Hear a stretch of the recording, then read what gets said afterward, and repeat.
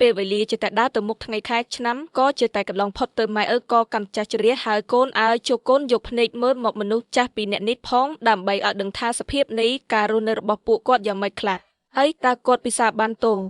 សម្រានលោកដៅទេសុខភាពគាត់ល្អដែរទេទៅរាល់ថ្ងៃនេះកូនមានគិតចំណុចនេះដែរទេទងពេលរដូវក្តៅឪពុកម្ដាយក្តៅណាស់ត្រូវការភាពត្រជាក់កូនមានបានរៀបចំឲ្យគាត់ដែរទេកាលកូននៅតូចឪពុកម្ដាយមួយទឹកឲ្យកូនពេលដឹងថាកូនក្តៅរកឧបករណ៍ផ្សេងមានកង្ហាជាដើមមកដាក់ឲ្យកូនត្រជាក់ស្រួលបានចុះកូនវិញធ្លាប់ធ្វើដូចដែលគាត់ធ្វើចំពោះកូនដែរទេតូពេលរដូវរមាកាយាដល់ចង្ក្រេះរបស់ឪពុកម្ដាយរងាញញាក់សពសរសៃរកូនមានបានផ្ដល់ភាពកក់ក្ដៅដល់គាត់ដែរអត់គាត់ត្រូវការខោអាវក្រាស់ៗត្រូវការភួយទន្ទន់ក្រាស់ៗកូនបានទិញជូនគាត់ហើយឬនៅឬក៏កូនការពិរេតខ្លួនឯងភ្លេចគិតដល់ឪពុកម្ដាយដែលកំពុងតែដឹករមៀញញាក់នៅឯផ្ទះ